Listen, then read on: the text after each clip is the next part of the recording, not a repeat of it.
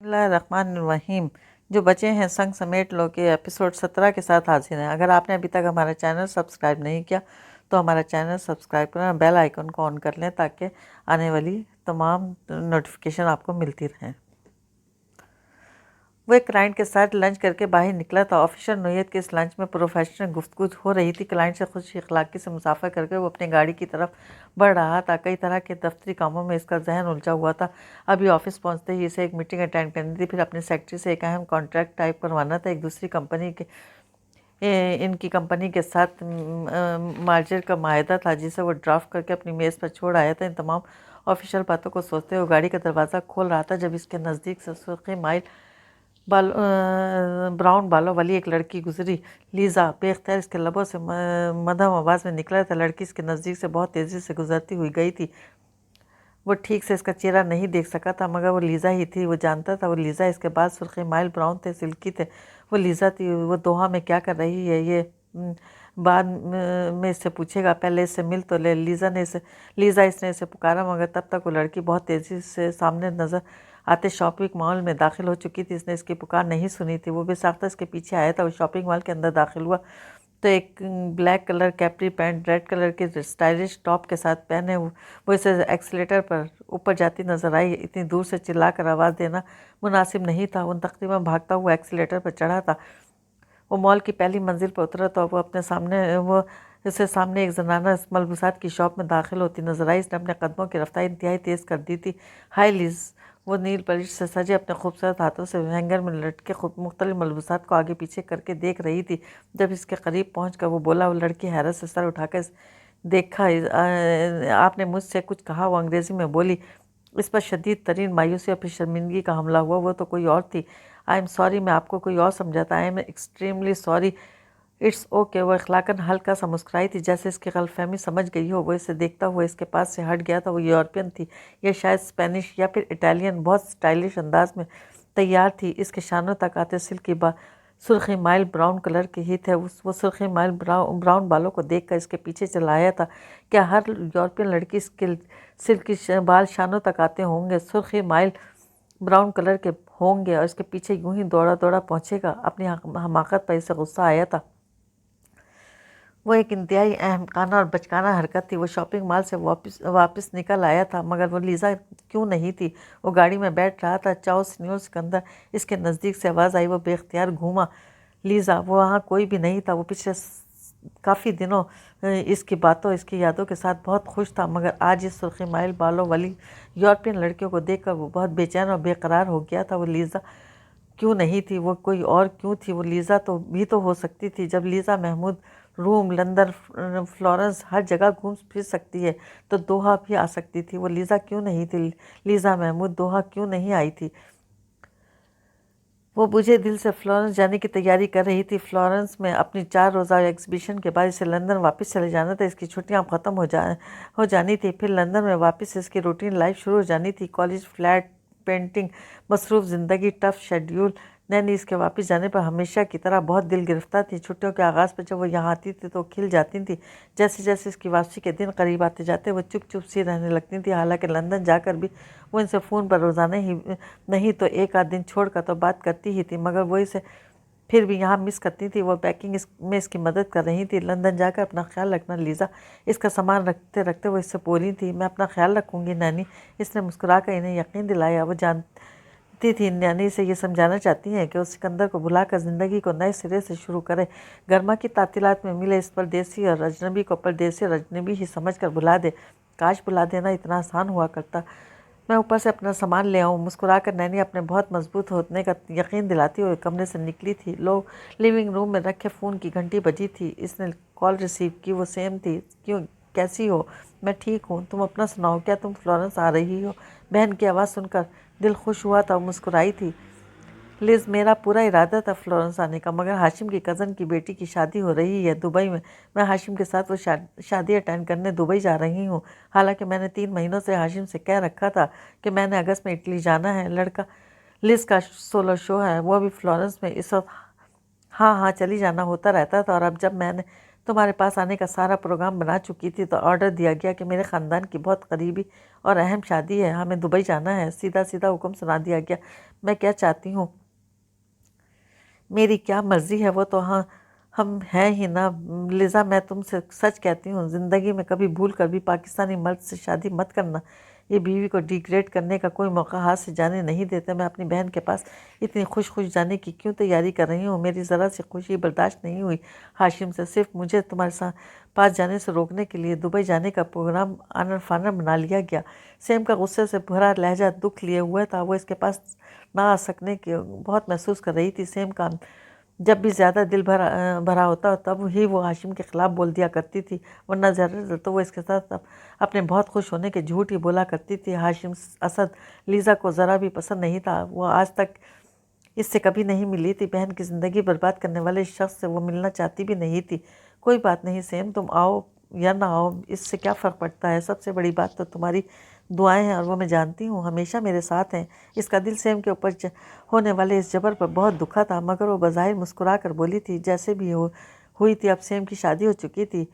Same اپنی شادی کو نبھانا چاہتی تھی۔ جب وہ فیملی شروع کرنے کے بارے میں سوچ رہی تھی تو اس کا مطلب ہی یہی تھا کہ سیم نے ہاشم کے ساتھ اپنے رشتے کو زندگی بھر کے لیے قبول کر لیا ہے۔ ہاشم تو پہلے ہی 3 بچوں کا باپ تھا، اسے مزید بچوں کی کیا خواہش ہو سکتی تھی؟ مگر سیم اس سے گفتگو کے دوران بار بار یہ ذکر کرتی تھی کہ وہ اب ماں بننا چاہتی ہے، مگر ہاشم مانتا نہیں، وہ مزید بچے نہیں چاہتا۔ ہاں دعائیں تو ہیں، مگر لیزا میری خواہش تھی میں بھی تمہارے ساتھ وہاں ہوتی۔ ہمارے اٹالا میں ہو رہی ہے اس بار تمہاری ایگزیبیشن۔ سیم نے دکھ سے بھری ایک سانس لی، پھر فوراً ہی لہجے کو حشاش بشاش بنا کر بولی، خیر چھوڑو اس بات کو، تم مجھے یہ بتاؤ تمہارا کام تو پورا ہو گیا ہے نا؟ جانے کی تیاری کر لی؟ میری سب پینٹنگز کمپلیٹ ہو گئی ہیں سیم، جانے کی تیاری بھی پوری ہے۔ مجھ سے فون پر رابطے میں رہنا، میرا دل تمہاری ایگزیبیشن ہی میں لگا رہے گا۔ آف کورس سیم، یہ بھی کوئی بھولنے کی بات ہے؟ سیم کے محبت بھرے لہجے کو محسوس کرتے ہوئے مسکرا کر بولی تھی۔ وہ اپنے فلیٹ میں تھا، رات کا وقت تھا۔ لنچ میں 2 ناشپاتیاں کھانے کے بعد اس نے ڈنر میں اپنے لیے پاستا بنایا تھا۔ کھانے کو ذائقہ محسوس کر کے کھانا اس نے عرصہ ہوا چھوڑ دیا تھا، مگر پھر بھی جب بھی کبھی اٹالین ڈشز اس کے سامنے آتی تھی، وہ چاہے کسی پارٹی میں ہوتا یا کہیں کسی کے ساتھ لنچ یا ڈنر کر رہا ہوتا، وہ انہیں ذائقہ محسوس کر کے کھاتا تھا۔ وہ انہیں کسی کو سوچنے، کسی کو یاد کرتے ہوئے کھاتا تھا۔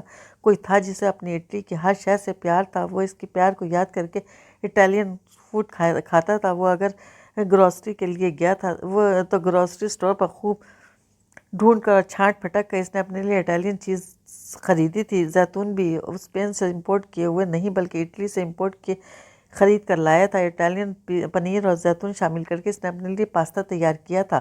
وہ پلیٹ میں پاستا لیے لیونگ روم میں آ کر بیٹھ گیا تھا۔ وہ پاستا کو انجوائے کر رہا تھا۔ ریموٹ سے اس نے ٹی وی بھی آن کر لیا تھا۔ ہسٹری چینل لگا تھا۔ وہاں اس وقت دنیا کی چند مشہور اور تاریخی اہمیت کی حامل آرٹ گیلریز کی اوپر ڈاکومنٹری آ رہی تھی۔ وہ شوق اور دلچسپی سے اس پروگرام کو دیکھنے لگا تھا۔ اس مشہور گیلریز میں اب فلورنس کو دکھایا جا رہا تھا۔ وہاں کے مشہور آرٹ گیلریز کا ذکر ہو رہا تھا۔ اب اس میں مشہور آرٹ گیلری کو دکھایا جا رہا تھا جہاں لیونارڈو اونچی سمیت کئی اور نامور مصوروں کا کام موجود تھا۔ نیکسٹ منتھ فلورنس میں میری پینٹنگز کا سولو شو ہے۔ کھانا کھاتے اس کے ہاتھ رک گئے تھے۔ ایگزیبیشن میں یہ میری سب سے بہترین پینٹنگ ہوگی، اس کے کانوں میں اس کی آواز گونج رہی تھی۔ وہ یہاں بیٹھے بیٹھے ٹائیولی کے باغات میں اسی فوارے کے سامنے پہنچ گیا تھا جہاں بٹھا کر اس نے اس کی پینٹنگ بنائی تھی۔ تم یہ مجھے بطور تحفہ دے دینا۔ تمہیں تحفے میں دے دوں گی تو اپنے سولو شو میں کیا رکھوں گی؟ اسے تو مجھے لازمی وہاں رکھنا ہے۔ تم آؤ گے میرے شو میں؟ اسے یاد تھا یہ بات پوچھتے ہوئے وہ بڑی آس اور بڑی امید سے اسے دیکھ رہی تھی۔ اس کا فلورنس میں اس کا سولو شو ایک ہی دم بغیر کچھ سوچے سمجھے اس نے پلیٹ میز پر رکھی۔ سامنے والے دوسرے صوفے پر اس کا لیپ ٹاپ پڑا تھا۔ بے اختیاری کیفیت میں وہ اٹھا۔ اگست کی کس تاریخ کو تھا اس کا سولو شو؟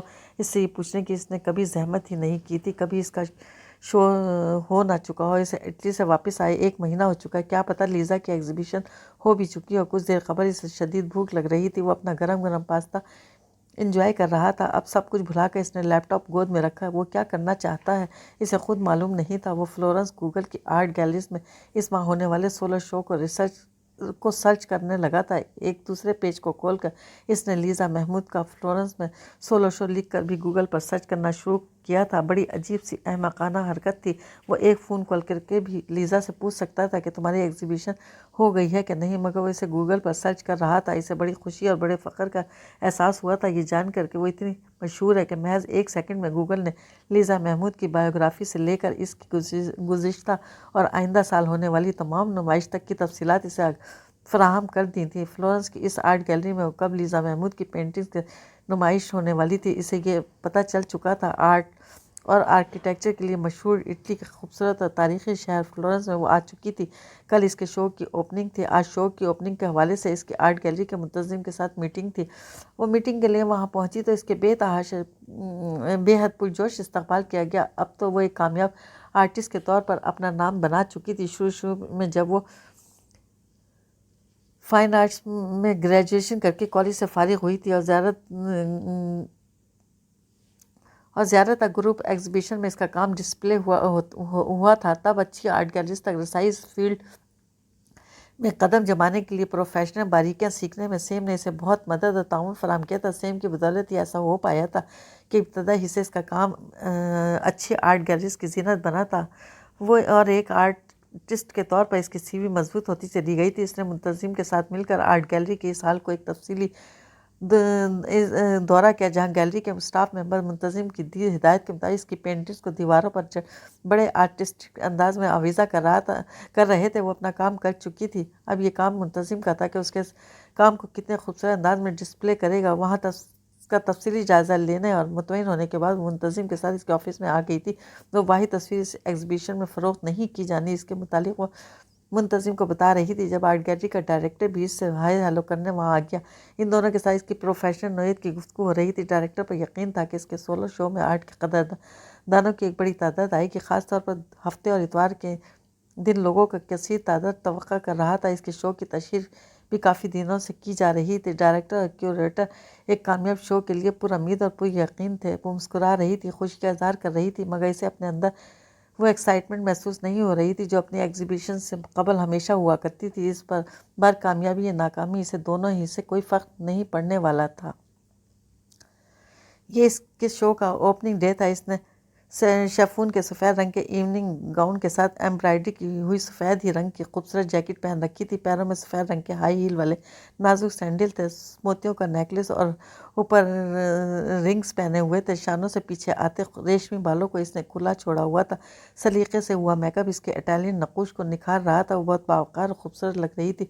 शाम 4 बजे शो की ओपनिंग हुई थी और इस वक्त से ही लोगों की खासी तादाद आना शुरू हो गई थी। चूँकि फ्लोरेंस में इटली का रोम ही की तरह का वो शहर है जो जहाँ सयाह खासी तादाद में आते हैं, सो इसकी एग्जीबिशन देखने के लिए आने वालों में इन सयाहों की काफ़ी तादाद थी जो आर्ट के शायकीन थे। वो अपनी एक पेंटिंग के बारे में एक ब्रिटिश कपल के पूछे गए सवालात के जवाब दे रही थी। वो दोनों मियाँ बीवी आर्ट के शताई थे और इस पेंटिंग में इसके रंगों के इंतखाब और इसने ऑयल कलर ही क्यों इस्तेमाल किए जैसे सवालात पूछकर आर्ट में अपनी नॉलेज और दिलचस्पी का इजहार कर रहे थे। वो खुश इखलाकी से मुस्कुराते हुए इनके सवालों के जवाब दे रही थी। तभी बेख्याली में इसकी निगाह सामने उठी थी। इसे बहुत दूर हॉल के दाखिली दरवाजे से एक शख्स अंदर दाखिल होता नज़र आया था, ग्रे सूट में अपनी जान छा जाने वाली शख्सियत के साथ। नहीं, वो यहाँ कैसे हो सकता है? ये इसका वाहिमा है, यह कोई और शख्स है। शायद इसने इससे सोचना इतना शुरू कर दिया है कि अब वो जागती आंखें से भी इसी के ख्वाब दिखाई दे रहे हैं। वो माजरत करती इस ब्रिटिश कपल के पास से हटी। इसने फिर सामने देखा, वो इसी तरफ आ रहा था। इसने अपनी आंखें बंद की, फिर खोली ताकि इस ख्वाब से जाग जाए, मगर आंखें खोलने पर भी सामने वही आता नज़र आया था। वो मुस्कुराया नहीं रहा था, वो संजीदा था। वो लम्हा इसके नज़दीक आ रहा था। वो बिल्कुल साकित खड़ी इसे अपने नज़दीक आता देख रही थी। वो इसके पास आ चुका था। चाओ बेला, वो मुस्कुरा कर बोला था। सिकंदर हैरत और बेयकीनी के सबब इसके लबों से कुछ और नहीं निकल सका था। देखो, तकदीर ने हमें फिर मिला दिया, वो मुस्कुरा कर बोला। वो हैरत से गंग यकचिक इसके चेहरे को देख रही थी। तुमने बताया था ना फ्लोरेंस में तुम्हारा सोलो शो होगा। मैंने सोचा आकर देखूं। अपने मशहूर आर्टिस्ट होने का जो रोब जमाती हो, इसमें कुछ सच्चाई भी है या सिर्फ बातें बनाती हो? वो अब भी चुपचाप इसके चेहरे को बेयकीनी से देखे जा रही थी। इसे तो लगा था वो इसे खो चुकी, वो इससे बिछड़ चुका। अब उम्र भर वो इसे कभी नहीं मिलेगा। मगर ज़िंदगी इतनी भी संग दिल और کٹھور نہیں تھی۔ کیا ہوا لیزا، کیا تم مجھے یہاں دیکھ کر خوش نہیں ہوئی؟ اس کی مسلسل خاموشی کو دیکھ کر سکندر نے قدرے سنجیدگی سے پوچھا۔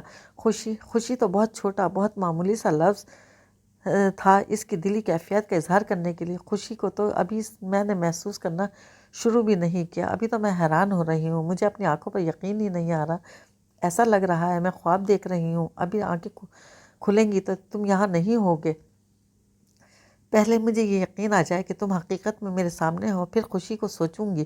وہ بے اختیار اپنے دل کی بات کہہ بیٹھی تھی، اسے اس پل خود پر، اپنی زندگی پر بے پناہ پیار آ رہا تھا، جسے کھو دیا تھا زندگی نے اسے پھر اس کے سامنے لا کر کھڑا کر دیا تھا۔ اس کا دل چاہ رہا تھا وہ بھی اسی وقت نینی کو فون کرے، سیم کو فون کرے، ان دونوں کو بتائے کہ وہ اس وقت کیسا محسوس کر رہی ہے۔ سکندر شہریار اس کے سامنے کھڑا ہے، اس کے اتنے نزدیک کھڑا ہے کہ اسے ہاتھ بڑھا کر چھو سکتی ہے۔ خوشی اور بے یقینی سے گل مل کر اس کی آنکھوں میں آنسو جمع کر دیے تھے، وہ خود کو سنبھال رہی تھی۔ یہاں اس وقت اس جگہ کھڑے ہو کر وہ کوئی بھی جذباتی حرکت ہرگز نہیں کر سکتی تھی۔ اس کا گلا رند سا رہا تھا، وہ سکندر سے نارمل سے انداز میں کچھ کہنا چاہ رہی تھی، کوئی بھی ایسی بات جس سے یہ ظاہر ہو کہ وہ اسے دیکھ کر خوش ہے۔ سکندر بغور اسے دیکھ رہا تھا، ابھی وہ بولنے کے لیے کوئی مناسب سا جملہ ترتیب دے ہی رہی تھی کہ مقامی آرٹ اسکول کے کچھ مصوروں کا ایک گروپ اس کے پاس آ گیا۔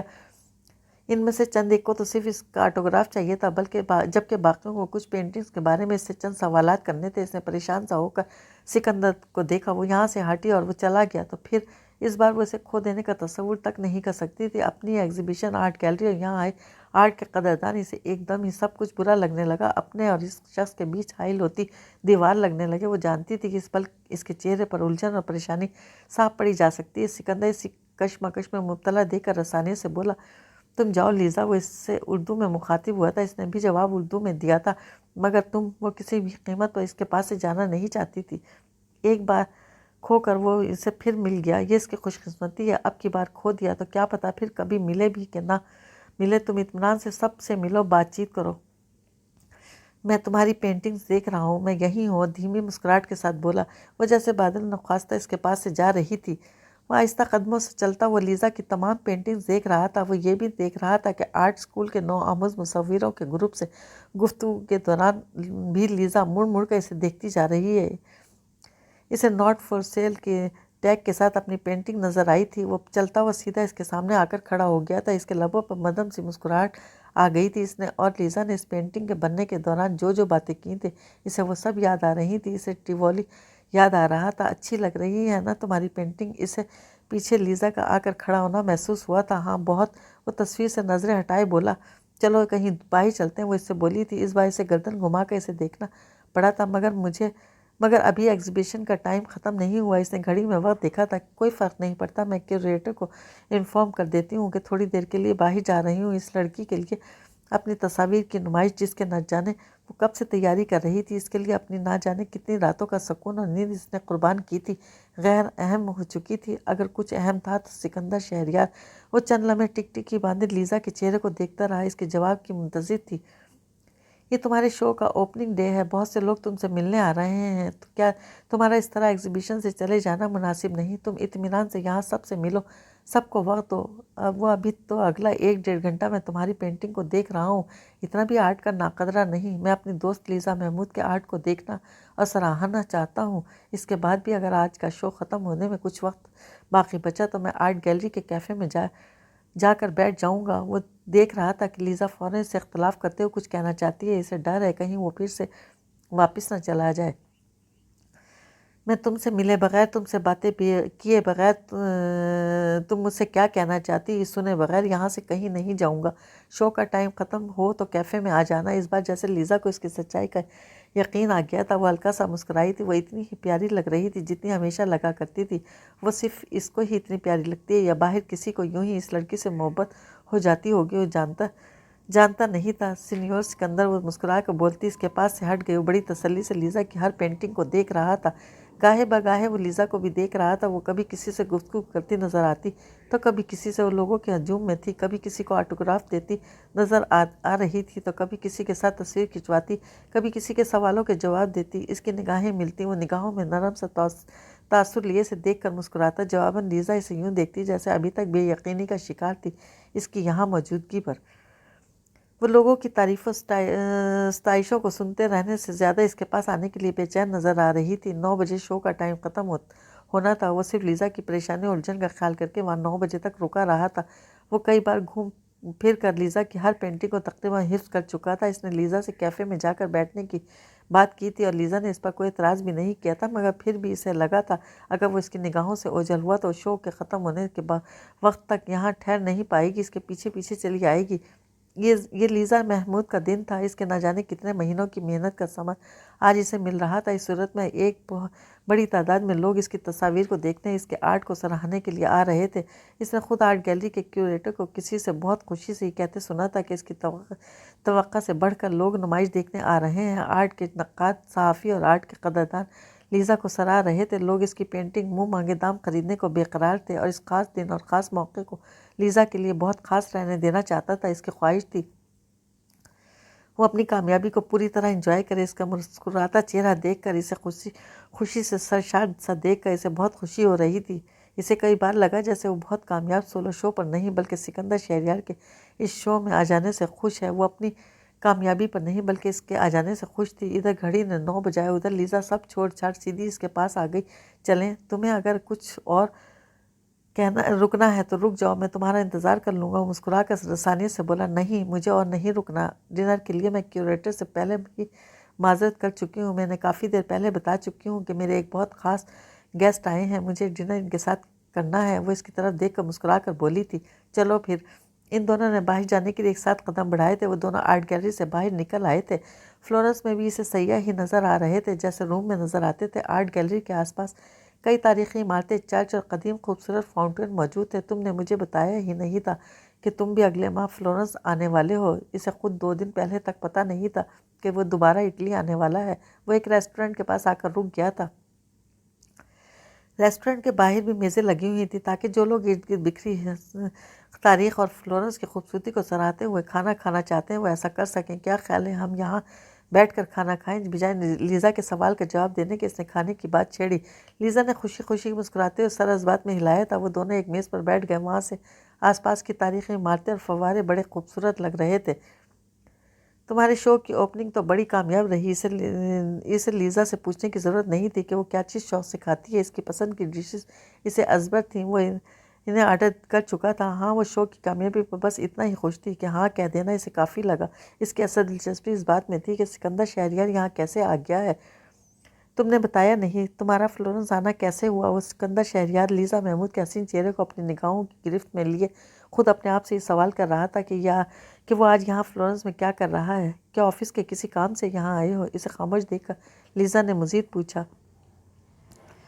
ان کے سامنے ان کا کھانا سرو کیا جا چکا تھا۔ اس کا دل چاہا تھا وہ لیزا سے جھوٹ بول دے کہ ہاں، میں یہاں کسی میٹنگ یا کانفرنس میں شرکت کے لیے آیا ہوں، مگر زندگی میں جو ایک واحد رشتہ ہے، ایک سچی محبت اسے اس وقت ملی تھی جب وہ زندگی اور محبت سے نا امید ہو بیٹھا تھا۔ کیا اس سے جھوٹ بولا جا سکتا تھا؟ کیا وہ لیزا محمود سے جھوٹ بول سکتا ہے؟ اس کی زندگی میں سچی ہنسی، سچی خوشی، سچی محبت بلکہ زندگی ہی کو واپس لانے والی سے وہ مرتے دم تک جھوٹ نہیں بول سکتا۔ کیا وہ اس سے محض اس لیے جھوٹ بولتے کہ سچ بول کر خود اس پر عیاں نہیں کرنا چاہتا؟ نہیں، وہ لیزا کے ساتھ اپنے رشتے کی سچائی، خوبصورتی کو صرف خود کو عیاں کرنے کے خوف سے کم نہیں کر سکتا۔ میں یہاں آفس کے کام سے نہیں آیا، وہ آہستہ سنجیدگی سے بولا۔ ابھی ان دونوں نے کھانا شروع نہیں کیا تھا۔ میں فلورنس خاص طور پر تمہاری وجہ سے آیا ہوں، تمہارا سولو شو دیکھنے اور تم سے ملنے، تمہیں مبارکباد دینے۔ اس نے لیزا کے چہرے پر پہلے حیرانی، پھر خوشی اور پھر خوشی سے سرشار مسکان بکھرتی دیکھی۔ تم سچ کہہ رہے ہو؟ میں بالکل سچ کہہ رہا ہوں۔ میں یہاں صرف اور صرف لیزا محمود سے ملنے آیا ہوں۔ میں نے گوگل پر تمہارے شو کی جگہ اور تاریخ سرچ کی تھی۔ میں نے 2 دن پہلے بالکل آنن فانن اور اچانک فلورنس آنے کا پروگرام بنایا۔ وہ اس کی خوشی اور بے یقینی محسوس کر کے مسکرا کر بولا، کیوں؟ اور وہ براہ راست اس کی آنکھوں میں جھانک رہی تھی۔ اب وہ اسے کیا بتاتا کہ وہ ایک جادوئی قوت کے زیر اثر یہاں چلا آیا ہے، بغیر کسی ارادے اور کسی سوچ کے۔ اس کا دل اسے یہاں اٹھا لایا تھا۔ اس کے دل نے اسے سوچنے اور سمجھنے کی صلاحیت تک نہیں دی تھی۔ اگر اس نے ذرا بھی سوچ سمجھ لیا ہوتا تو کیا آج لیزا محمود کے سامنے بیٹھا اس مشکل سوال کا سامنا کر رہا ہوتا؟ وہ اس سے ملنے آیا ہے، مگر کیوں؟ کس لیے؟ وہ تو اس لڑکی سے زندگی بھر نہ ملنے کے ارادے باندھے بیٹھا تھا۔ لیزا کے چہرے سے خوشی سے سرشار چہرے کو دیکھتے ہوئے وہ اپنے آپ سے الجھ رہا تھا۔ اسے یہاں نہیں آنا چاہیے تھا، اسے لیزا سے دوبارہ نہیں ملنا چاہیے تھا۔ دوبارہ ملنے کا مطلب اسے کوئی آس، کوئی امید دلانا، وہ اپنی محبت کا یقین دلانا۔ وہ لیزا کو اپنی وجہ سے کوئی بھی دکھ دینے کا کبھی تصور تک نہیں کر سکتا تھا۔ جب وہ اسے اپنے ساتھ اپنی محبت نہیں دے سکتا تو اسے یہ حق بھی نہیں کہ وہ اس کی زندگی میں بار بار آ کر ہلچل پیدا کرے۔ تم آج بہت اچھی لگ رہی ہو۔ اس کے سوال کا جواب دیے بغیر اس نے گفتگو کا موضوع ہی تبدیل کر دیا۔ وائٹ کلر تم پر بہت اچھا لگ رہا ہے۔ اس نے اپنی پلیٹ میں پاستا ڈالا، ساتھ ہی لیزا کے آگے بھی ڈش رکھی۔ لیزا خاموشی سے اسے دیکھ رہی تھی۔ شروع کرو بھائی۔ اس نے خود ہی لیزا کی پلیٹ میں بھی پاستا ڈالا۔ اس نے کھانا شروع کر دیا تھا مگر وہ اسے دیکھ رہی تھی، اسی طرح سنجیدگی اور خاموشی سے۔ اس کی آنکھوں میں بہت سے سوال تھے، آنکھیں اس سے سوال کر رہی تھیں، اپنے ہر سوال میں جواب مانگ رہی تھیں۔ تمہاری نینی کیسی ہیں؟ وہ جان کر انجان بن رہا تھا۔ اسے لیزا کی آنکھوں میں موجود سوالوں سے ڈر لگ رہا تھا۔ اس کا یہاں سے بھاگ جانے کو دل چاہ رہا تھا۔ وہ آخر یہاں کیوں آیا؟ اس کے دل نے یہ اسے کس مشکل میں ڈال دیا؟ ٹھیک ہے لیزا۔ لیزا نے اس کے کہنے پر کھانے کا ایک نوالا لیا تھا۔ وہ سنجیدہ نگاہوں سے اسے دیکھ رہی تھی جبکہ وہ اس کی نگاہوں میں چھپے سوالوں سے نظر چراتا آنکھیں کھانا کھانے میں یوں مگن تھا گویا آج اس وقت ان دونوں کے درمیان سب سے اہم بات ساتھ بیٹھ کر کھانا کھانا ہی تھا۔ تم آج ہی آئے ہو؟ ہاں، اور ایئرپورٹ سے سیدھا تمہارے پاس تمہاری ایگزیبیشن میں چلا آیا۔ جو سوچ رہا تھا اس سے بولا نہیں جا سکا۔ ہاں آج ہی آیا ہوں، کل صبح واپس چلا جاؤں گا۔ وہ لیزا کو دیکھ کر دوستانہ انداز میں مسکرا رہا تھا۔ تمہاری ایگزیبیشن تو میں دیکھ آیا ہوں، بہت اچھی جا رہی ہے۔ یہ بتاؤ سولو شو کے اتنے کامیاب آغاز پر کیسا محسوس کر رہی ہو؟ تم مجھ سے وہ کیوں نہیں کہتے سکندر جو کہنا چاہتے ہو، جو میں تمہارے لبوں سے سننا چاہتی ہوں؟ تم اپنے سب کام، ساری مصروفیت چھوڑ کر میری خاطر دوحہ سے فلورنس آ سکتے ہو تو اپنے دل کی بات کیوں نہیں کہہ سکتے؟ لیزا کی آنکھیں سے پکار پکار کر کہہ رہی تھی۔ وہ اس کے لبوں سے ایک اظہار سننے کی متمنی تھی۔ میں نے اس ایک مہینے میں تمہیں بہت یاد کیا ہے سکندر۔ وہ چند لمحوں تک اس کو کچھ کہنے کی منتظر رہی، پھر جب دیکھا کہ وہ کچھ نہیں کہہ رہا تب آہستگی سے بولی، تم مجھے فون کر لیتی، تمہارے پاس میرا سیل نمبر تو تھا۔ تم جس انداز سے مجھے گڈ بائی کر کے آئے تھے، کیا اس کے بعد میں ایسا کر سکتی تھی؟ تمہارا مجھ سے رخصت ہونے کا انداز مجھے واضح طور پر بتا گیا تھا کہ تم اس چند روزہ ملاقات کو عمر بھر کی دوستی میں تبدیل نہیں کرنا چاہتے۔ وہ شکوہ کناں نگاہوں سے اسے دیکھ کر دھیمے آواز میں بولی، میں کیا چاہتا ہوں اور کیا نہیں چاہتا مجھے جو خود نہیں پتا۔ میں یہاں فلورنس میں کیا کر رہا ہوں، کیوں بیٹھا ہوں، مجھے تو یہ بھی نہیں پتا۔ وہ جیسے خود اپنے آپ اوپر ہنسا تھا مگر اس ہنسی میں ایک بے بسی پناہ تھی۔ لیزا اس کے چہرے کو بغور دیکھ رہی تھی، اسے لگ رہا تھا اس کی آنکھوں میں جھانک رہی ہے۔ اپنے دل سے پوچھ لو، کیا پتا وہ تمہیں بتا دے۔ لیزا اس کی طرف دیکھ کر آہستگی سے بولی۔ وہ جواباً چپ رہا، وہ جیسے کچھ بھی کہتے ہوئے محتاط تھا، مبادا اس کے لبوں سے کوئی ایسی بات نکل جائے جو اس پیاری لڑکی کو وعدے کی کسی ڈور سے باندھ دے۔ وہ اپنی زندگی کے اندھیروں میں اسے کیوں حصہ دار بنائے؟ وہ اگر اسے کوئی خوشی نہیں دے سکتا تو اسے کوئی دکھ دینے کا بھی اسے کچھ حق نہیں۔ چلو فلورنس کی سڑکوں پر گھومیں، تمہارے روما کی طرح یہاں بھی تو ہر گلی، ہر سڑک پر ہسٹری بکھری ہوئی ہے۔ وہ کھانا چھوڑ کر یکدم ہی میز سے اٹھا تھا۔ بل ادا کرنے کے لیے اس نے ویٹر کو اشارے سے بلایا تھا۔ لیزا اسے دیکھتے ہوئے اٹھ گئی تھی۔ وہ دونوں آہستہ قدموں سے چلتے کیفے سے دور آ گئے تھے۔ لیزا خاموش تھی۔ اس نے لیزا کے خاموش چہرے کو بغور دیکھا۔ اس کے چہرے پر اب خوشی نہیں، دکھ اور خاموشی تھی۔ اتنی چپ کیوں ہو لیزا؟ پلیز کوئی بات کرو۔ لیزا نے خاموشی سے اس کی طرف دیکھا۔ ضرور بولی، کچھ نہیں۔ کیا میں نے یہاں آ کر تمہیں دکھی کیا ہے؟ پتہ ہے لیزا، تمہارا بہت بولنا اور بے تحاشا ہنسنا مجھے بہت پسند ہے۔ لیزا چلتے چلتے یکدم ہی رکی تھی۔ وہ دونوں اس وقت فوارے کے بالکل نزدیک تھے۔ لیزا اس کی آنکھوں میں دیکھ رہی تھی۔ جب تمہیں میں پسند ہوں، میری ہر بات بھی پسند ہے، پھر الجھن کیا ہے سکندر؟ لیزا نے ایک دم ہی اس کا ہاتھ پکڑ لیا تھا۔ وہ چاہتے ہوئے بھی اس کے ہاتھ سے اپنا ہاتھ نہیں نکال پایا تھا۔ اس نے لیزا کے چہرے کی طرف دیکھا۔ اسے اس کی آنکھوں میں ایک فیصلہ کن سی کیفیت نظر آئی۔ اس کی آنکھیں اور ارادوں کی مضبوطی کے ساتھ یہ بتا رہی تھی کہ اس بار وہ اسے اپنی زندگی سے نکلنے نہیں دے گی، اسے روک لے گی۔ اس نے ایک گہری سانس لی جس میں ایک عمر کی تھکن شامل تھی۔ میری زندگی میں الجھنیں ہی الجھنیں ہیں لیزا۔ میری زندگی تمہاری زندگی جیسی خوشگوار اور ہموار نہیں۔ تم مجھے نہیں جانتی۔ آہستگی سے بولتے ہوئے اس نے لیزا کے ہاتھ سے اپنا ہاتھ نکالا اور فوارے کے اطراف لگی بینچ پر نڈھال سا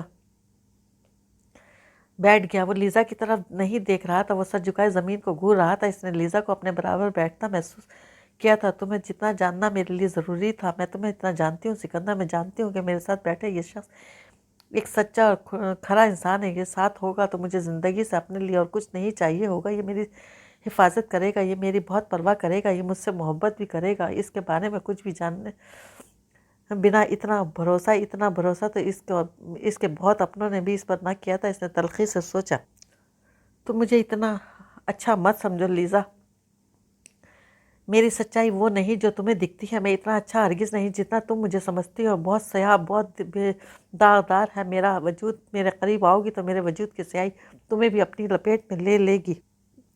اس نے اب بھی نظریں اٹھا کر لیزا کو نہیں دیکھا تھا، وہ اس طرح زمین کو دیکھتا آہستہ آہستہ آواز میں بولا تھا۔ بینچ پر رکھے اس کے ہاتھ کو لیزا نے اپنے ہاتھ میں لے لیا، اس کا ہاتھ تھامتے نہ جانے اسے کیا ہوا، اس نے اس کی ہتھیلی اپنی آنکھوں کے سامنے کر لی، وہ بغور اس کی ہتھیلی کو دیکھ رہی تھی۔ سخت کاموں اور بے تحاشا محنت اور مشقت نے اس کے ہاتھوں کو راج مزدور، کسی پلمبر، کسی کارپینٹر کے ہاتھوں جیسا سخت اور کھردرا بنا دیا تھا۔ برسوں کی مشقتیں اس کے ہاتھوں سے واضح تھیں۔ لیزا نے شاید اس چیز کو پہلے بھی کبھی محسوس کر رکھا تھا، تب ہی بجائے کچھ پوچھنے کے اس نے آہستگی سے بے حد نرمی سے اس کی ہتھیلی پر اپنی انگلیاں پھیری تھی۔ تمہیں زندگی نے بہت دکھ دیے ہیں نا سکندر، اسی لیے اب تم زندگی سے خفا ہو، تم خوش نہیں ہونا چاہتے، تم ہنسنا نہیں چاہتے، تم زندگی سے خوشیوں سے منہ موڑ لینا چاہتے ہو۔ اس نے بے اختیار نگاہیں اٹھا کے اسے دیکھا تھا۔ تم جانتی ہو اپنا کمال، تمہارے ساتھ تمہارے شہر روما میں پورے 12 سال بعد ہنسا تھا، مجھے رنگ اچھے لگنے لگے تھے، مجھے زندگی سے خوشیوں سے منہ موڑ لینا چاہیے، مجھے زندگی بھی اچھی لگنے لگی تھی، میرا خوش ہونے کو جی چاہنے لگا تھا، تمہاری سنگت میں پورے 12 سال بعد میں خوش ہوا تھا، ہنسا تھا۔ کوئی جادو ہے تم میں جو مجھے تمہارے پیچھے فلورنس تک کھینچ لایا، وہ کہے بنا نہیں رہ پایا۔ وہ اتنی نرمی سے اس کی سخت اور کھردری ہتھیلی پر اپنی انگلیاں پھیر رہی تھی جیسے اس کے زخموں سے چور چور وجود کا ہر درد سمیٹ لینا چاہتی ہو۔ جب تمہیں میرے ساتھ خوشی ملتی ہے تو پھر مشکل کیا ہے سکندر؟ پلیز میرے اور اپنے لیے زندگی کو مزید مشکل مت بناؤ، میں تمہارے بغیر نہیں رہ سکوں گی۔ پلیز لیزا، وہ اس طرح کی باتیں مت کرو، میں ایک تھکا ہوا ناکام انسان ہوں، میرے اندر زندگی کی امنگ ختم ہو چکی ہے، میرے پاس تمہیں دینے کے لیے مایوسیوں کے سوا کچھ نہیں، مجھے تمہارے پاس یہاں نہیں آنا چاہیے تھا، تمہاری پرسکون زندگی کو ڈسٹرب کرنے کا مجھے کوئی حق نہیں، اگر میں تمہیں کوئی خوشی نہیں دے سکتا تو دکھ بھی نہیں دینا چاہیے۔ وہ بہت تکلیف سے بول رہا تھا۔ تم نے آج یہاں آ کر میری زندگی کی سب سے بڑی خوشی دی ہے سکندر، میری محبت یک طرفہ نہیں، مجھے یہ اطمینان دلایا ہے جس سے مجھے محبت ہے وہ میری خاطر، میری محبت میں اب اپنا سب کچھ چھوڑ کر دوحہ سے فلورنس آ گیا ہے، میں خوشی سے پاگل ہو رہی ہوں، اور تم کہتے ہو کہ تم نے مجھے دکھ دیا ہے، مجھے ڈسٹرب کیا ہے۔ وہ لیزا کے منہ سے محبت کا لفظ سن کر پریشان ہو گیا۔ اس لفظ کو ہمارے درمیان مت لاؤ لیزا، پھر جب میں تمہیں چھوڑ جاؤں گا تو یہ لفظ کسی دوسرے کے ساتھ قبول کرنا تمہارے لیے بہت مشکل بنا دے گا۔ اس کا لہجہ ایک بار پھر ہارے ہوئے ناکام شخص کا لہجہ تھا جو زندگی کے ہر محاذ پر پہلے ہی شکست تسلیم کر چکا تھا۔ تم مجھے کیوں چھوڑ کر جاؤ گے؟ اس سے یہ سوال پوچھتے وقت لیزا کا لہجہ بھرایا تھا، اس لیے کہ میں تمہارے پاس تمہیں دینے کے لیے کچھ بھی نہیں، تم ہو نا میرے لیے، تمہارا ہونا ہی سب کچھ ہے۔ وہ ایک پل اسے کھو دینے کے خوف سے پریشان لگنے لگی تو اگلے پل یوں لگتا ہے وہ پر یقین ہے کہ وہ اسے روک لے گی، اور اس لڑکی کی اس محبتوں کا حقدار نہیں۔ کیسے سمجھائے اسے؟ جذباتی باتیں مت کرو لیزا، سمجھنے کی کوشش کرو، جو تم سوچ رہی ہے وہ کبھی نہیں ہو سکتا۔ وہ جھنجھلائے ہوئے انداز میں بڑے خفگی سے بولا، کیوں نہیں ہو سکتا؟ لیزا کا اس کی جھنجھلاہٹ کے جواب میں پرسکون انداز تھا، اس لیے کہ میں تمہارے قابل نہیں، میری ظاہری وجود اور میری موجودہ زندگی پر نہ جاؤ، میرا باطن داغدار ہے، میرا ماضی بڑا بھیانک ہے، برسوں ہوئے میری فیملی مجھے ڈس آن کر چکی ہے، سوائے میری ماں کے جو کبھی کبھی مجھ سے فون پر بات کر لیتی ہے، میرے گھر کا کوئی فرد میری شکل تک دیکھنا گوارا نہیں کرتا۔ میں 20 سال کی عمر میں 4 بلیک امریکن گائز کے ہاتھوں سیکسولی ابیوز کیا جا چکا ہوں، میں اندر سے اتنا کھوکھلا، اتنا داغدار ہوں کہ میرے نزدیک آنے سے تمہاری اجلی اور شفاف صورت بھی بدنما ہو جائے گی۔ وہ یکدم ہی جیسے پھٹ پڑا تھا، لیزا حیرت اور دکھ سے اسے دیکھ رہی تھی۔ سکندر، ہاں اور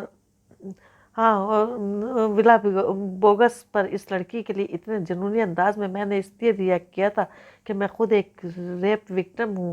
جب تمہیں یہ سب بتا ہی رہا ہوں تو یہ بھی بتا دوں کہ اپنا وہ ایکسیڈنٹ میں نے خود کروایا تھا، میں خود ایک گاڑی کے سامنے آ گیا تھا اس لیے کہ میں مر جانا چاہتا تھا۔ وہ یہ ذلت بھری زندگی جیتے جیتے میں تھک چکا ہوں، بہت زور سے چلایا تھا۔ آس پاس سے گزرتے چند لوگوں نے اسے تعجب سے دیکھا تھا، اس کی زبان سمجھ میں نہیں آ رہی تھی مگر चिल्लाना तो समझ में आ रहा था। इसका दिल चाहा वो यहाँ से पत्थरों से सर मार मार कर रोना शुरू कर दे, फिर किसी गाड़ी के आगे आ जाए। वो इसे अपने आप से नफरत हो रही थी, वो अपने वजूद से घिन आ रही थी। इसको खुद को मनवा डालने को जी चाह रहा था। वो लीज़ा की तरफ नहीं देख रहा था। इसका दिल चाहा यहाँ से उठकर कहीं बहुत दूर भाग जाए, इतनी दूर के ज़िंदगी में वो लीज़ा को कभी सामना न कर सके। अपनी इतनी भयानक सच्चाई आज तक इसने किसी को नहीं बताई थी। लीज़ा को भी बताकर अब वो इसका सामना करने की हिम्मत खुद में नहीं पा रहा था। ना जाने यूं बिल्कुल सुन सा बैठा इसे कितनी देर हुई होगी। जब इसे एकदम ही अपनी हथेली पर नमी का एहसास हुआ। इसने बेख्तियार सर उठाकर लीज़ा को देखा। वो रो रही थी, इसके आंसू इसकी हथेली पर गिर रहे थे। इसने लीज़ा के हाथ से अपना हाथ निकाला और एकदम ही बेंच से उठा। बगैर लीज़ा की तरफ देखे वो आहिस्की से बोला, मैं कल सुबह तुमसे मिलकर वापस चला जाऊंगा। इसे खुद अपनी आवाज़ अजनबी लगी थी। तुम कहाँ जा रहे हो सिकंदर? वो रोते रोते बेंच से उठी थी। वो इसे रोकना चाहती थी, मगर वो यहाँ मज़ीद एक पल नहीं रुक सकता था। लीज़ा प्लीज़, मैं इस वक्त अकेला रहना चाहता हूँ। मैं तुमसे कल बात करूँगा। लीज़ा प्लीज़, इस वक्त अकेला रहना चाहता हूँ। अपनी पामाली, अपने सारे दुख इसे फिर से याद आने लगे। वो इस वक्त किसी और को तो क्या, खुद अपने सामना भी नहीं करना चाहता था। अजीब सी एक नफरत, गुस्सा पर वहशत इस पर सवार हो गई। वो लीज़ा को वहीं छोड़कर अपने होटल जाने वाले रास्ते की तरफ बढ़ गया। वो अपने होटल रूम में था। खुदकशी करने का ख्याल इस पर पूरी तरह हावी था। वो क्यों जिंदा है? इसे मर जाना चाहिए। इसे 12 साल पहले ही मर जाना चाहिए था। एक वहशत थी जो लम्हा पर लम्हा बढ़ती जा रही थी। इस नौउमर सिकंदर शहरयार की तरह जिसने इसकी शख्सियत के आन बान और वक़ार एक लड़की ने छीन लिया था। चंद काले अमरीकियों ने छीन लिया था। इसके अपने खूनी रिश्तों ने छीन लिया था। उम्मे मरियम, वो 4 अमेरिकन गायज, शहरयार खान और जैन शहरयार, इन सब में सिकंदर शहरयार का कातिल कौन था? इसे तो आज इन सब में से किसी का भी ख्याल नहीं आता था। किसी से भी नफरत महसूस नहीं होती थी। अगर वो किसी से नफरत करता था तो अपने आप से। इतना ढीठ भी कोई होता है कि इतना सब कुछ हो जाने के बाद भी इंसान जीता चला जाए? वो फ्लोरेंस क्यों आया था? इस लीज़ा क्यों अच्छी लगती थी? इसका लीज़ा से फिर से मिलने को क्यों जी चाहा था? इसका दिल चाहा वो खुद को सज़ा दे। इसे ना तो खुश होने का कोई हक हासिल है, ना हंसने का, ना मोहब्बत करने का। अपने इस दागदार वजूद को लेकर इसे बरसों पहले मर जाना चाहिए था। अगर वाकई मेरा खून हो ज़रा भी गैरत तुम में बची है तो आज के बाद मुझे अपनी शक्ल मत दिखाना। बेगैरत इंसान, उम्मे मरियम पर गंदी नज़र डालने की तुम्हारी हिम्मत कैसे हुई? मुझे इस दरिंदे से बचा लो जैन, ये मेरी इज्जत बर्बाद करना चाहता है। उम्मे मरियम को ठुकराने की सारी ज़िंदगी कोई हिम्मत नहीं कर सका।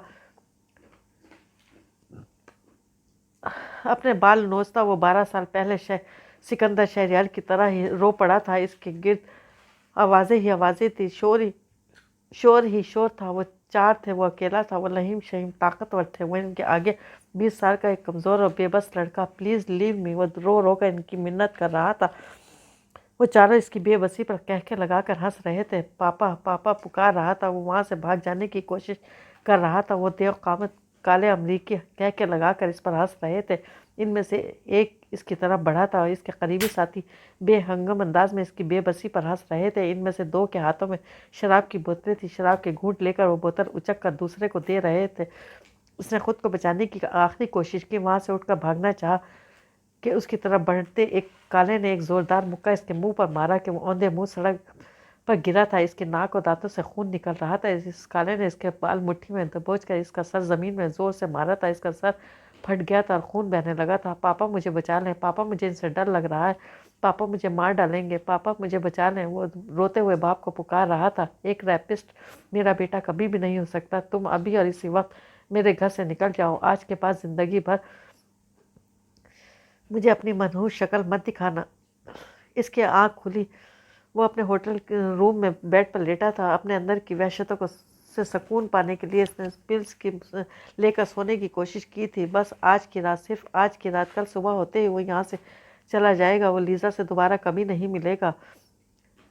पिल्स के सहारे भी इसे कुछ ही देर के लिए नींद आई थी। वो आधे घंटे बाद ही रोता हुआ उठकर बैठ गया था। इसे अपने ऊपर फिर वही सांप की तरह रेंगते हाथ महसूस हो रहे थे। वो बाथरूम में आ गया था। शावर से पानी पूरी रफ्तार से बह रहा था। वो शावर के नीचे खड़ा अपने वजूद पर लगी हर गलाजत साफ करने की कोशिश कर रहा था। अपनी तजलील, अपनी इज्जत नफ्स की पामाली से रुला रही थी। वो पानी के नीचे खड़ा पागलों की तरह रो रहा था। सिकंदर शहरयार ریپسٹ نہیں، سکندر شہریار خود ایک ریپ وکٹم ہے۔ اپنے بال مٹھیوں میں جکڑ کر وہ اپنی عزت، اپنے مردانہ وقار کی پامالی پر چلا کر رو پڑا تھا۔ 12 سال پہلے کی وہ شام پھر سے اس کے سامنے آ کھڑی ہو گئی تھی۔ صفائی کا کوئی موقع دیے بغیر اس پر فرد جرم عائد کر دی گئی تھی۔ اسے دھکے دے کر اس کے گھر سے نکال دیا گیا تھا۔ وہ ناقابل اعتبار اور گناہ گار قرار دیا جا چکا تھا۔ روتی ہوئی اس کی ماں کی مجال نہ تھی کہ بیٹے کی حمایت کر پاتی۔ نفرت سے اسے دیکھتا ہوا اس کا بھائی اسے گھر سے نکالے جاتے دیکھ کر مطمئن اور اسے دھکے مار کر گھر سے نکالتا ہوا اس کا باپ اس کی کوئی بھی بات سننے کا روادار نہ تھا۔ وہ ایک بدکردار لڑکی قابل اعتبار تھی، مگر وہ ان سب کا خون ان کے لیے ناقابل اعتبار تھا۔ اس کا گناہ کیا تھا؟ شاید اس کا گناہ شہریار خان کا بیٹا ہونا، زین شہریار کا بھائی ہونا، یا شاید اس کا گناہ اس گھر میں پیدا ہونا تھا۔ وہ گھر جہاں پر کچھ بھی نارمل نہ تھا، وہ گھر جہاں اس کے باپ کی انتہا کو چھوتی ہوئی سخت مزاجی اور اصول پسندی تھی، اور اس کی ماں کی خدمت گزاری اور خاموشی۔ اپنے اس گھر میں اس نے بچپن سے بڑا عجیب و غریب سا ماحول دیکھا تھا۔ وہ ایک اونچے گھرانے اور اونچے خاندان کا چشم و چراغ ہے۔ اس کی زندگی میں ہر چیز پرفیکٹ ہونا چاہیے۔ اسے زندگی میں ہر وہ کام کرنا ہے جو اس کے پاپا اسے کہیں، ہر وہ چیز حاصل کرنا ہے جو اس کے پاپا چاہتے ہیں۔ اسے ہوش سنبھالتے اٹھتے بیٹھتے اس کے باپ نے یہی سمجھایا تھا۔ اس کے پاپا نے اس سے توقعات بہت رکھی تھی۔ کہیں کوئی کمی وہ برداشت کرنے کو تیار نہ تھے۔ وہ ان کی توقعات کے مطابق خود کو ثابت کرنے میں کبھی تھکتے نہیں تھے۔ وہ باپ کو خوش رکھنے کا ہر جتن کرتا تھا۔ وہ اس سے توقع رکھتے تھے وہ اس معیار کی کارکردگی دکھاتا جو وہ اسے حکم دیتے، مگر پھر بھی کہیں ذرا سی کمی اگر رہ جاتی ہے تو وہ اس سے ناخوش ہو جاتے تھے۔ اسے کیا پڑھنا ہے، کیا کرنا ہے، کن لوگوں سے ملنا ہے، کس سے دوستی کرنی ہے، بڑے ہو کر کیا بننا ہے، سب کچھ اس کے لیے شہریار خان نے سوچا تھا۔ اس کی پسند اور مرضی کا کہیں کوئی دخل نہ تھا۔ انہوں نے اسے بچپن میں بھی دوسرے بچوں کی طرح لاابالی، شرارتی اور لاپرواہ نہ رہنے دیا تھا۔ وہ شہریار خان کا بڑا بیٹا ہے، اسے شہریار خان کا نام اونچا کرنا ہے۔ بچپن کا بے فکر دور بھی اس نے ذمہ داریوں اور تفکرات کو خود پر مسلط کر کے گنوا دیا تھا۔ نہ وہ دوسرے بچوں کی طرح اپنی مرضی کے کھیل کر سکتا تھا، نہ اپنی مرضی سے سو سکتا تھا اور نہ جاگ سکتا تھا۔ جو کھیل پاپا کہیں گے وہ صرف وہی کھیلے گا۔ جو وہ باپ سے ڈرتا تھا، ناراض ہوتے تھے تو وہ اس کی آنکھوں کی سختی سے بہت ڈراتی تھی۔ وہ چیختے چلاتے نہیں تھے۔ ان کی سرد کاٹتی ہوئی نگاہیں ہی سے سہمانے کے لیے کافی ہوا کرتی تھی۔ دوسرے لوگوں کو شاید وہ باپ کا لاڈلا نظر آتا ہو کہ وہ اپنے ہر ملنے والے سے اس کی تعریفیں کیا کرتے تھے، مگر وہ جانتا تھا کہ اس کی اماں جان جانتی تھی کہ ایسا کچھ نہیں تھا۔ سکندر کی تعریفیں صرف اس لیے ہوتی تھی کہ وہ اپنی خوشی، اپنی مرضی اور اپنے بچپن سے دستبردار ہو کر باپ کی تابعداری کیا کرتا تھا۔ اپنے بچپن، اپنی نوعمری اور اپنی نوجوانی کے ہر کھیل کو، کود کو اور انجوائمنٹ کی قربانی دے کر وہ باپ کو خوش کر پایا تھا۔ زین پر باپ کی طرف سے اس طرح کی کوئی پابندی نہیں تھی، کوئی پریشر نہیں تھا۔ اسے کبھی کبھی زین پر رشک آیا کرتا تھا، پھر وہ یہ سوچ کر خوش ہو جاتا کہ چلو، باپ کی جانب سے تمام پریشر اور سختی وہ خود پر جھیل کر زین کو اس پریشر سے بچا رہا ہے تو اچھا ہی ہے۔ ان دونوں بھائیوں میں کوئی ایک تو ہر وقت کے اس دباؤ سے خود کو بچا لے۔ وہ بہرحال محسوس کرتا کہ ان کے معیار پر پورا اترنے کے دباؤ سے آزاد ہو کر وہ زیادہ بہتر کارکردگی کا مظاہرہ کر سکتا ہے۔ کبھی وہ باپ کی نصیحتیں، دادا جی اور ان جیسا بننے کی باتیں سنتے سنتے تھکنے لگتا تو اسے اپنی ذہانت بری لگنے لگتی۔ اسے کسی ایک بات میں نہیں بلکہ زندگی کے تمام معاملات میں اسے اپنے باپ کا رویہ اب نارمل لگا کرتا تھا۔ وہ ایک انتہائی سخت مزاج، حاکمانہ طبیعت کے شخص تھے۔ ان کی حکم عدولی کی کوئی جرت نہیں کر سکتا تھا۔ اس کی اماں جان ان کے آگے مؤدب سر جھکائے رہا کرتی تھیں۔ اس کے پاپا اور اماں جان کی شادی اگر نبھی تھی تو اس میں سارا کمال اس کی اماں جان کے صبر، برداشت اور خاموشی کا تھا۔ ان کی ماں ان کے باپ کے آگے دبی دبی رہتی تھی اور وہ دونوں بھائی باپ سے اپنے اپنے طور پر خوف زدہ رہتے تھے۔ زین تو شہریار کے آگے کچھ بولتا ہی نہیں تھا۔ اس سے چونکہ وہ خود بہت زیادہ بات کرتے تھے، اسے اپنے ساتھ رکھتے تھے۔ وہ ان سے سر جھکا کر جی پاپا، اچھا پاپا، یس پاپا بول لیا کرتا تھا۔ اس کے باوجود بہرحال اسے اپنے باپ سے پیار تھا، اسے اپنی اماں جان سے عشق تھا، اور زین وہ تو اس کا پیارا چھوٹا بھائی تھا، اس میں تو اس کی جان تھی۔ وہ اس سے صرف 10 ماہ چھوٹا تھا، مگر اسے یوں لگتا تھا جیسے اس سے بہت چھوٹا ہے۔ اپنی ساری محبت، ساری چاہت اس کا زین پر نچھاور کر دینے کو دل چاہتا تھا۔ اس کی بہت پرواہ کرتا تھا، بہت خیال رکھتا تھا۔ وہ اپنے سب کھلونے، اپنی چیزیں زین کے ساتھ شیئر کرتا تھا، مگر اس کی محبتوں کا جواب زین نے ہمیشہ سختی سے دیا تھا۔ وہ کبھی بھی یہ نہیں سمجھ سکا کہ آخر زین کو اس سے شکایت کیا تھی، وہ کیوں اتنا اکھڑا اکھڑا خفا رہتا تھا۔ جیسے جیسے وہ بڑے ہوتے گئے، وہ زین کے اس رویے کا عادی ہوتا چلا گیا، یہاں تک کہ زین کا اس کے ساتھ صرف لاتعلق اور بیگانگی والا رشتہ ہی باقی رہ گیا تھا۔ وہ جتنا زین سے قریب ہونے کی جتن کرتا، وہ اتنا ہی اس سے دور بھاگتا تھا۔ وہ لاشعور میں ابھرتی اس خوفناک سی بات کو کبھی شعور کی سطح پر قصدن نہیں لایا تھا کہ زین اس سے نفرت کرتا ہے۔ زین بس مزاجن تلخ ہے، بھلا اپنے اکلوتے بھائی سے نفرت کیوں کر سکتا ہے؟ وہ اسے ناپسند کیوں کر سکتا ہے؟ یونیورسٹی جا کر تو زین سے اس سے اتنا دور ہو گیا تھا کہ وہ مہینوں بعد اس کی شکل دیکھ پاتا تھا۔ وہ اسے لاس اینجلس فون کرتا تو وہ اس کی فون کال جیسے بحالت مجبوری سن لیتا تھا، اکھڑے لہجے میں اس کے سوالوں کے جواب دیتا۔ چند منٹوں کی بات کے بعد ہی وہ اپنی کسی مصروفیت کا بہانہ بنا کر گفتگو ختم کر دیا کرتا۔ زین کا کھڑ مزاج، اس کی بیگانگی دل کو چاہے جتنا بھی دکھاتی، مگر وہ زین سے کبھی کچھ نہ کہا کرتا، نہ ہی کبھی زین کی بیگانگی کی ماں سے شکایت کیا کرتا۔ البتہ دنوں اس رنج میں مبتلا رہتا کہ اس کا بھائی فون پر اس کی آواز سننا تک گوارا نہیں کرتا۔ زین کے کسی بھی رویے کو نہ اس نے کبھی ماں سے ڈسکس کیا تھا، نہ ہی باپ سے۔ وہ بھائی کے خلاف ماں باپ سے کچھ کہنا نہیں چاہتا تھا۔ زین نے اپنے لیے کسی لڑکی کو پسند کر لیا ہے، اسے یہ بات اماں جان سے پتہ چلی تھی تو اسے حقیقتاً بھائی کے لیے بہت خوشی ہوئی تھی۔ کیا پتہ اب لڑکی کے آ جانے سے اس کے بھائی کے مزاج کی سختی اور کڑواپن کم ہو جائے۔ زین نے اسے اس قابل نہیں سمجھا کہ اپنی زندگی میں آتی اس خوشگوار تبدیلی کو اس سے شیئر کرتا۔ اس بات پر دکھ محسوس کرنے کے بجائے وہ بھائی کی خوشی کا سوچ کر ہی خوش ہوئے جا رہا تھا۔ اسے زین اور ام مریم کے رشتے کی ساری تفصیلات اماں جان سے پتہ چل کرتی تھی۔ اس کے ہونے والی بھابھی کا نام ام مریم تھا۔ ابھی اس نے اسے دیکھا نہیں تھا، مگر بغیر دیکھے بھی اسے یقین تھا جسے اس کے بھائی نے چنا ہے وہ بہت پیاری ہوگی۔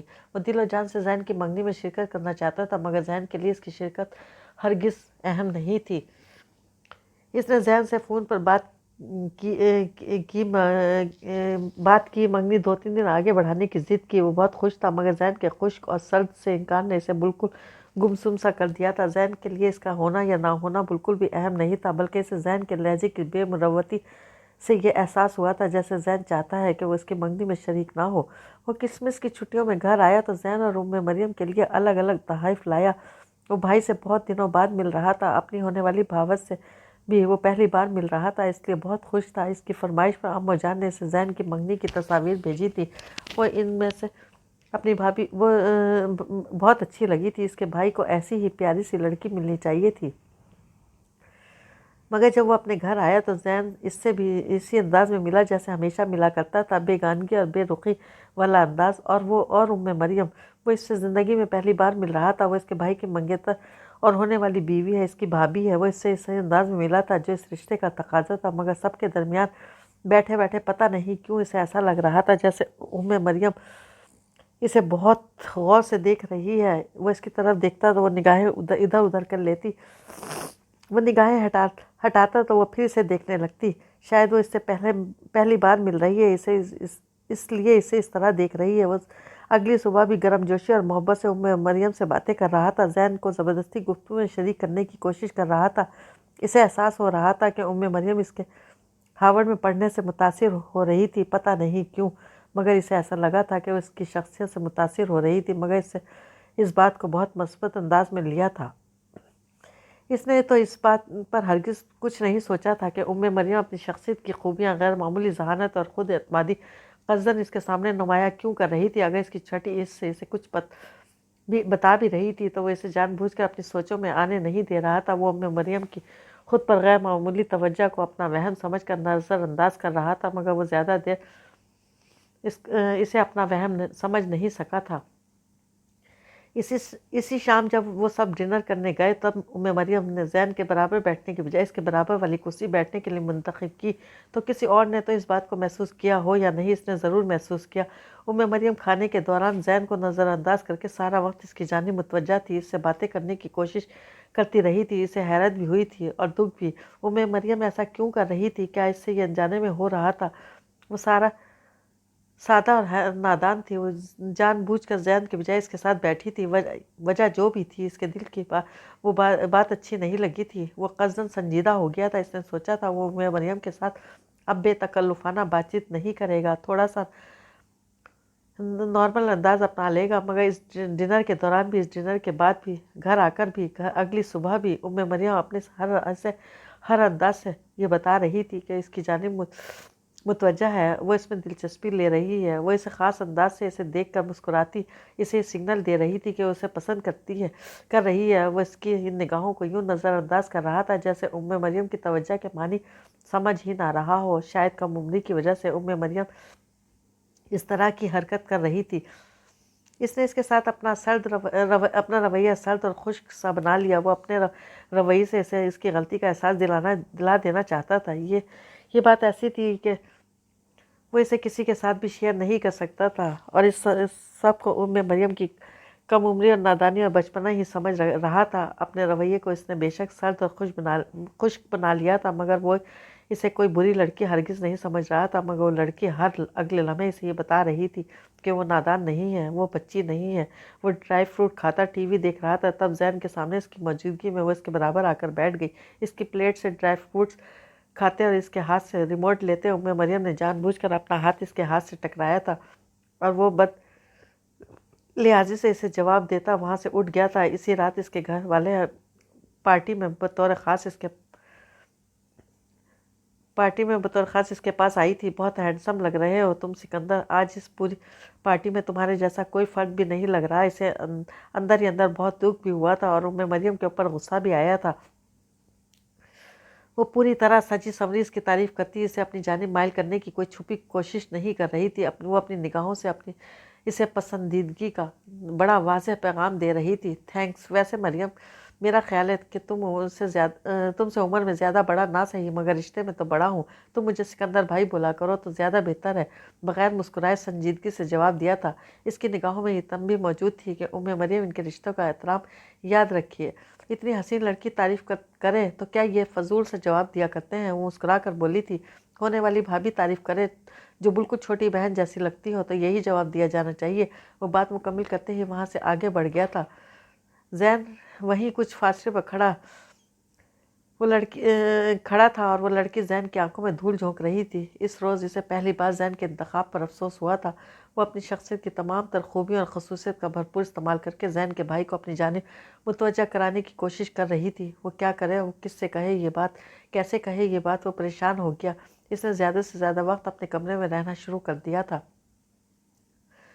وہ مریم اور زین دونوں ہی کو نظر انداز کر کے پڑھائی اور امتحانات کا بہانہ بنا کر زیادہ سے زیادہ وقت اپنے کمرے میں گزار رہا تھا۔ اس کا دل چاہ رہا تھا وہ جلد از جلد بوسٹن واپس چلا جائے، مگر شہریار خان کی مرضی اور اجازت کے بغیر وہ واپس نہیں جا سکتا تھا۔ انہوں نے اس کے لیے یہی پروگرام طے کیا تھا کہ چھٹیاں ختم ہونے تک یہیں رہے گا۔ ان چھٹیوں کے دوران شہریار خان نے اپنے مختلف دوستوں اور واقف کاروں سے ملوانا چاہتے تھے۔ ان کے نزدیک یہ اس کی عملی زندگی میں قدم رکھنے سے پہلے انتہائی ضروری تھا کہ اسے شہریار خان کے بااثر ملنے جلنے والوں میں باضابطہ اور باقاعدہ تعارف حاصل ہو سکے۔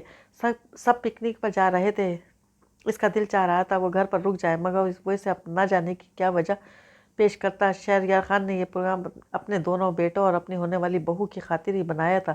سب گھر سے نکل رہے تھے۔ بالکل آخری لمحوں میں اپنا کیمرہ نہ ملنے کا بہانہ بنا کر مریم نے ایسی صورتحال پیدا کی کہ گھر سے نکلنے والے آخری دو افراد وہ دونوں رہ گئے تھے۔ وہ اس کا کیمرہ ڈھونڈتے ہوئے سوچ بھی نہیں سکتا تھا کہ اس لڑکی کا کیا ڈرامہ ہے تاکہ وہ اس پکنک اسپاٹ تک سکندر کے ساتھ اس کی گاڑی میں جا سکے۔ اسے مریم کی خود پر توجہ سمجھ میں آ چکی تھی، مگر ابھی تک اس لڑکی کے شاطرانہ دماغ تک نہیں پہنچ سکا تھا۔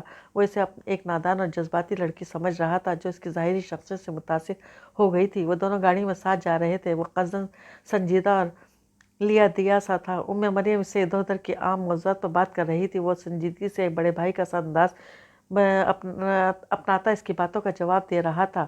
تمہاری معلومات کتنی زبردست ہیں سکندر، تمہارا مطالعہ کس قدر قابل رشک ہے۔ ہارورڈ میں پڑھ رہے ہو تو بالکل ٹھیک پڑھ رہے ہو۔ تم ڈیزرو کرتے ہو وہاں پڑھنا۔ بہت غیر معمولی ہو تمہاری پرسنالٹی بہت کریزنگ اور شاندار ہے۔ باتیں کرتے کرتے وہ ایک دم ہی بول اٹھی، تھینکس مریم۔ اس نے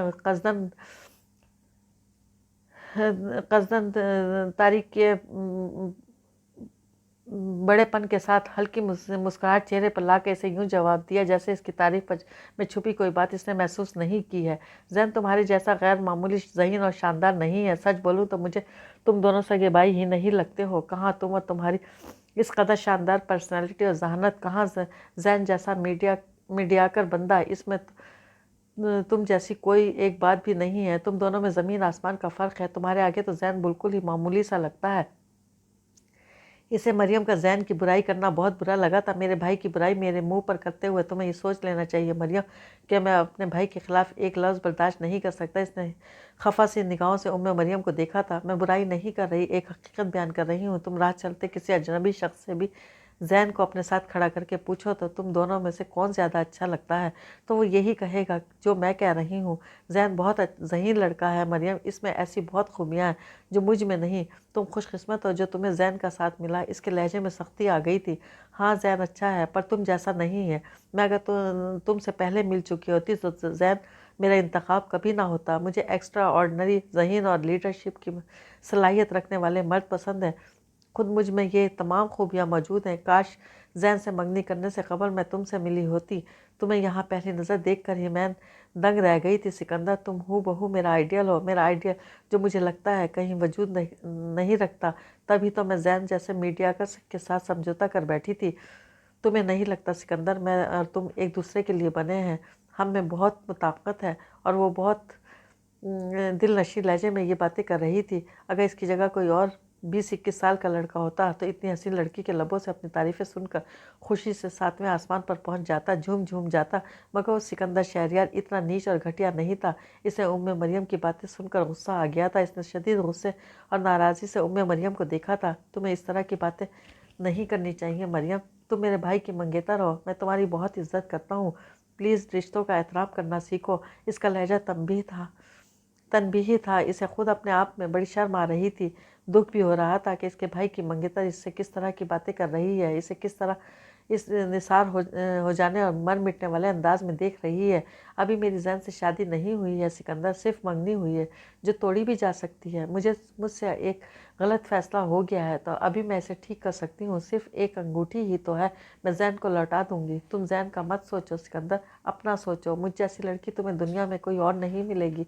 अपने दिल से पूछो, क्या तुम्हारा दिल मेरे साथ नहीं चाहता? क्या तुम्हारे दिल की ये आरज़ू नहीं कि तुम्हें मुझ जैसी लड़की का साथ मिले? हम एक दूसरे के लिए बने हैं सिकंदर। हमारा मिलना बेशक बहुत अजीब हालात में हुआ है। तुम्हारे लिए खासी ऑकवर्ड सी सिचुएशन है। मैं तुम्हारे भाई की मंगेतर हूँ, मैं तुम्हारी उलझन समझ सकती हूँ। मगर प्लीज़ जैन का मत सोचो, लोगों का मत सोचो, अपना सोचो। मैं तुम्हारी खातिर आज और अभी जैन से मंगनी तोड़ने के लिए तैयार हूँ। मैं तुमसे बहुत मोहब्बत करती हूँ सिकंदर। मैं अपनी सारी ज़िंदगी तुम्हारे नाम कर देना चाहती हूँ। इसके स्ट्रेंग पर रखे हाथ के ऊपर मरियम ने अपना हाथ रखा था। इसने एक झटके से इसका हाथ परे धकेला था। वो शदीद गुस्से में था। वो तेज़ आवाज़ में चिल्लाया था, shut up Maryam, just shut up. किस तरह की लड़की हो तुम? तुम्हारे अंदर रिश्तों की कुछ इज्जत है कि नहीं? अपना इश्तियाल काबू करता वो शदीद बरहमी से मरियम को देख रहा था। चंद सेकंड वो बिल्कुल खामोश रहा था। फिर जब इसने अपने गुस्से पर कुछ काबू पा लिया तब इंतहाई सख्त लबो लहजे में इससे बोला था, इस तरह की घटिया बात मुझसे फिर मत कहना मरियम। तुमसे मेरा सिर्फ और सिर्फ एक ही रिश्ता है, वो तुम्हारा जैन की मंगेतर होना है। ये घटिया बातें करके मेरे दिल से अपनी इज्जत ख़त्म मत करो। इतने सख्त लब लहजे में इतने बात से डांटने के बाद वो समझ रहा था कि मरियम की आज के बाद दोबारा ऐसी बात करने की ज़रूरत नहीं होगी।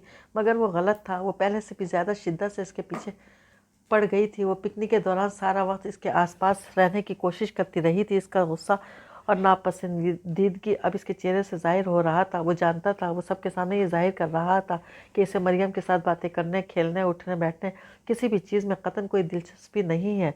जैन को मरियम पर निसार होता देखकर इसे जैन पर बहुत अफसोस हो रहा था, शदीद रंज हो रहा था। इसका एक बार नहीं कई बार दिल दुखा था कि जैन को अकेले में अपने पास बुलाकर ये बात कहे कि जिस लड़की पर वो दीवाना वार अपनी चाहते और मोहब्बतें निसार कर रहा है, आज पिकनिक पर आते हुए सारा रास्ता जैन का मजाक उड़ाती रही है। वो जैन से कहना चाहता था कि जैन, ये लड़की तुम्हारी चाहत और मोहब्बत डिज़र्व नहीं करती। वो लड़की बड़ी झूठी मोहब्बतें जता कर इसके भाई को बेवकूफ़ बना रही थी।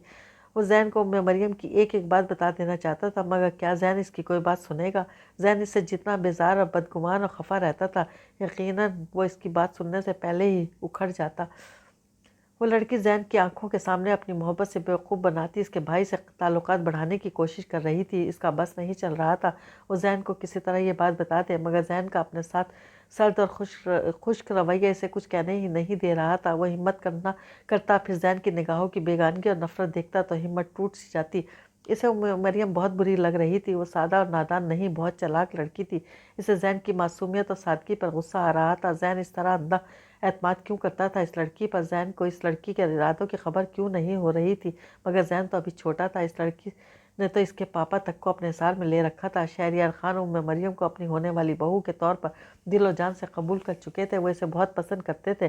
اس نے دبے لفظوں میں انہیں مریم کی تعریف بتانے کی کوشش کی تو انہوں نے اس کی بات کو سرے سے کوئی اہمیت ہی نہیں دی۔ نہ شہریار خان اور نہ ہی اماں جان نے اس کی بات پر توجہ دی تھی۔ الٹا زین اس سے خفا ہو گیا تھا کہ اس نے مریم سے بد اخلاقی سے بات کی ہے۔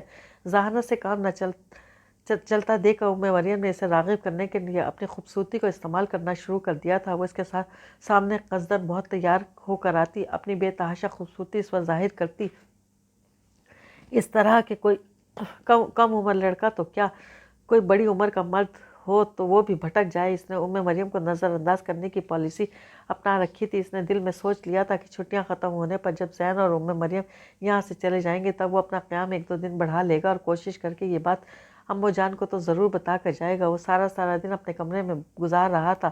وہ صرف کھانے اور ناشتے کے لیے کمرے سے نکلتا تھا اور اس کا سامنا ہی نہیں کرنا چاہتا تھا، مگر وہ لڑکی اپنی کوششوں میں نہ تو تھک رہی تھی اور نہ ہی ہار مان رہی تھی۔ وہ 30 دسمبر کی رات تھی جب وہ اپنے کمرے میں تھا۔ وہ خود کو قصداً پڑھائی میں مصروف کیے ہوا تھا۔ یہ اس کے علم میں نہیں تھا کہ شہریار خان اور اماں جان کسی پارٹی میں گئے ہوئے ہیں، مگر ذہن کہاں چلا گیا تھا اسے پتہ نہیں تھا۔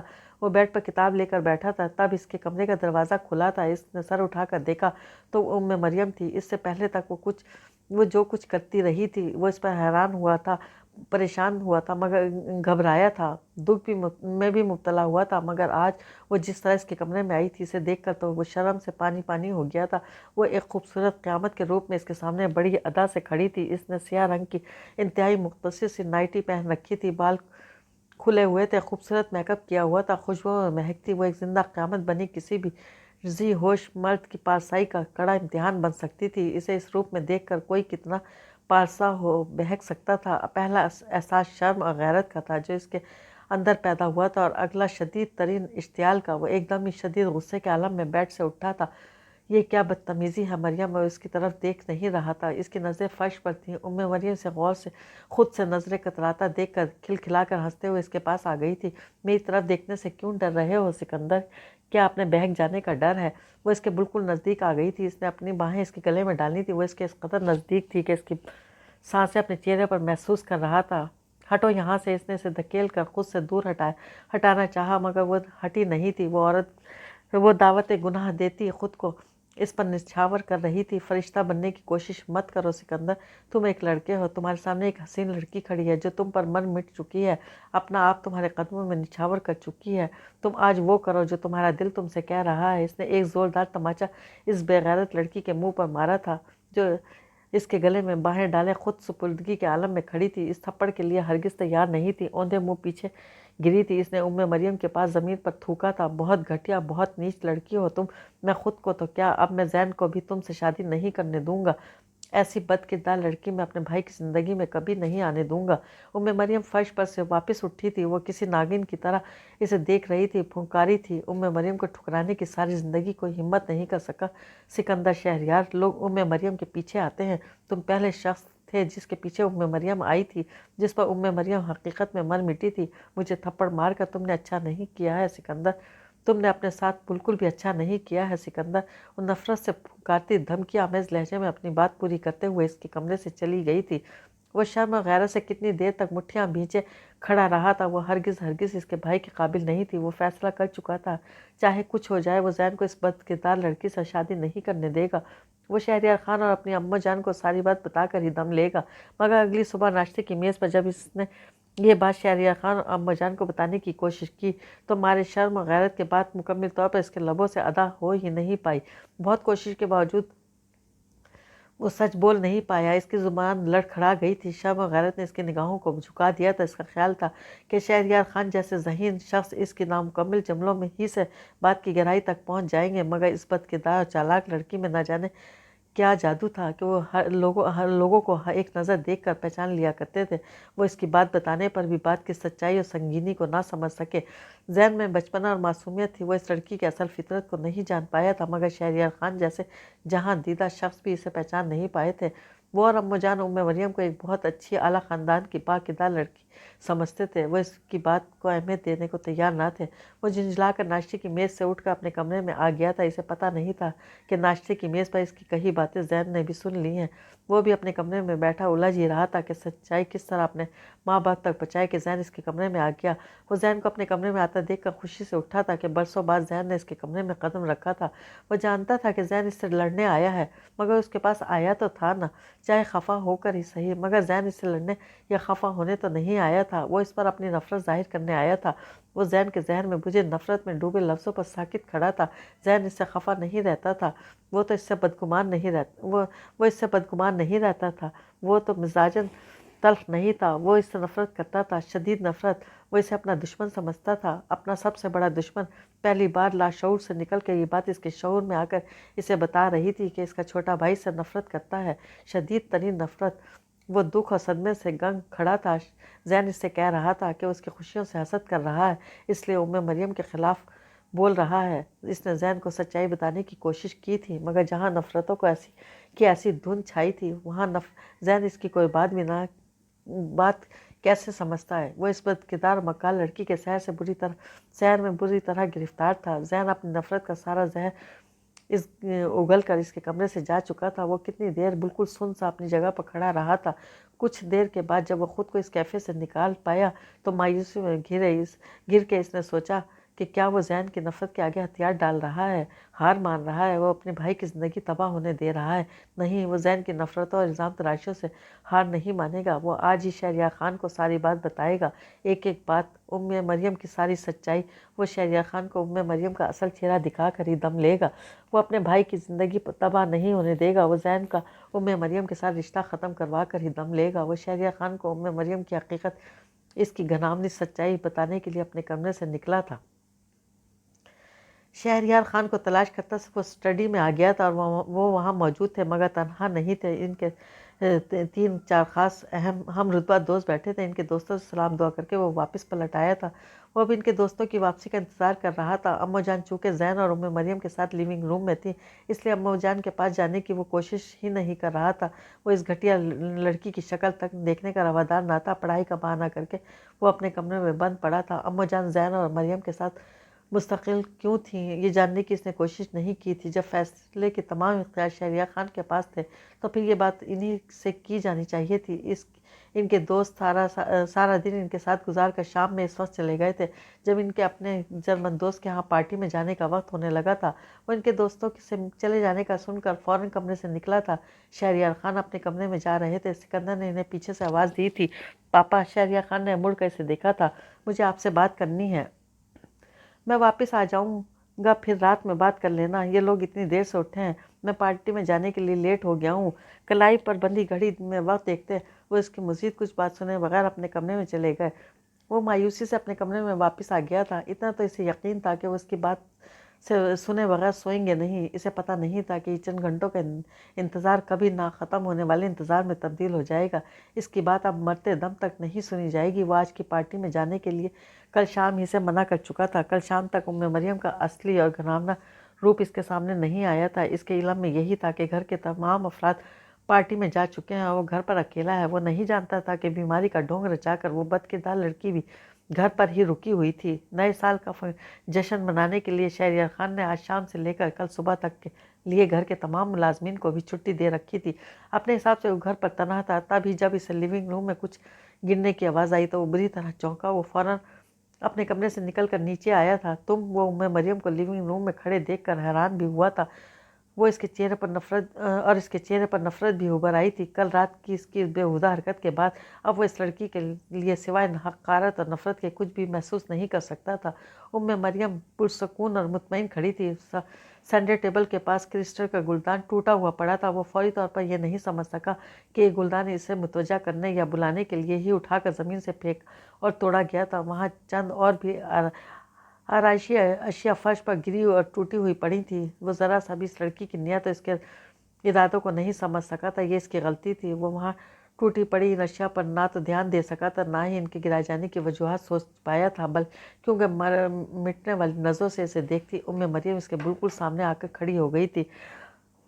हाँ, मैं वो मखमूर निगाहों से इसे देख रही थी। वो इसकी तरफ देखते हुए इसकी कमीज़ का गिरेबान बड़े सहूलत से खोला था, गर्दन से बहुत नीचे तक। फिर जीन्स की जेब से इसने एक ब्लेड निकाला था। वो इसकी तरफ देखते हुए बड़ी अदा से अपनी टॉप पर कई जगह से कट लगा रही थी। वो मुसलसल से देख रही थी, खुद स्पुर्दगी वाले अंदाज में, बहक जाने वाले, आमादा करने वाले अंदाज में। क्या मुझे देखकर तुम्हें कुछ भी नहीं होता सिकंदर? वो नशीले लहजे में बोलती इसके बिल्कुल नज़दीक आ गई थी। वो इसे गुनाह की तरगीब दे रही थी। वो सोच सकता था तो बस इतना ही। वो इसके इरादों की भनक भी ना पा सका था। जिन नज़रों से वो मखमूर और नशीली और दावत गुनाह देती नज़रें समझ रहा था, इनमें छुपी इंतकाम की आग वो पहचान ही ना सका था। घर, क्लासरूम, लाइब्रेरी और किताबों से निकलकर दुनिया को इसने ठीक से समझा ही नहीं था। वो सादा, मासूम और बेवकूफ़ और नादान ज़्यादा था। ना वो नागिन, सिर्फ लड़की चालाक, मक्कार और शातिर ज़्यादा थी। वो इसके घर के लिविंग रूम में अपनी मर्जी का माहौल और सूरत हाल पैदा कर रही थी। वो थोड़ा बहुत लिबास तुम्हारे जिस्म पर बाकी है, तुम इसे भी उतार कर फेंक दो, मैं तब भी तुम्हारे ऊपर थूकना तक पसंद नहीं करूँगा। वो नफ़रत और हक़ारत से इसे जवाब देता वहाँ से पलट जाना चाहता था कि उम्मे मरियम ने इसे गिरेबान से पकड़ कर खींचकर रोक लिया। इतना गरूर किस बात का है तुम्हें सिकंदर शहरयार? यूँ पूरी ताकत से गिरेबान खींचे जाने से इसकी कमीज़ के कई बटन टूट गए थे। इसकी कमीज़ का गिरेबान फट गया था और वो धुतकार के इसे पीछे हटना चाहता था कि उम्मे मरियम ने ज़ोर से इसके मुंह पर एक थप्पड़ मारा। वो नौजवान लड़का था इस लड़की के मुकाबले पर कहीं ज़्यादा ताकतवर। गुस्से से बेकाबू होते हुए इसने जवाब में भरपूर ताकत के साथ उम्मे मरियम को 2 थप्पड़ मारे थे। इसकी उंगलियों के निशान इसके चेहरे पर सबत हो गए थे। वो फर्श पर गिरी, मगर गिरते गिरते भी इसने सिकंदर की आस्तीन पूरी क़ुव्वत से पकड़ कर खींच ली। वो इस हरकत के लिए बिल्कुल भी तैयार नहीं था, इसलिए बेढब तरीके से उम्मे मरियम के साथ वो भी फर्श पर गिर पड़ा। इस बेढंगे तरीके से गिरने से दोनों को चोटें आई, मगर वो अजीब जहरीले अंदाज में मुस्कुराने लगी। क्या अब भी मुझे अपने पास देखकर तुम्हें कुछ नहीं हो रहा सिकंदर? इसके कारपेट से उठने से कबल वो इसके ऊपर थी। सिकंदर ने इसे बालों से पकड़कर अपने ऊपर से हटाना चाहा। वो इस नागहानी सूरत हाल में गाड़ी की आवाज़ भी नहीं सुन सका, मगर गाड़ी से तहाइफ जिसने जानबूझकर घर वालों को वापस बुलाने के लिए निकाले थे, जो घर वालों की वापसी की मुंतज़िर थी, इसे गाड़ी की आवाज़ क्यों ना आती? वो यकदम ही मुस्कुराई थी। इसने मरियम के चेहरे पर एक चमक आती देखी थी। वो इसकी तरफ बड़े मकबूल अंदाज में झुकी, मगर यकदम इसने सिकंदर के मुंह पर थूक दिया। वो इसे इश्तियाल दिलाना चाहती थी और वो फ़ौरन इश्तियाल में आ गया। इसने बहुत गुस्से से मरियम को बाल पकड़कर धक्का देकर हटाया। हटते हटते भी मरियम ने पैर मार कर कारपेट पर रखा बड़ा सा गुलदान गिरा दिया था, जिसके गिरने से बहुत शोर पैदा हुआ था।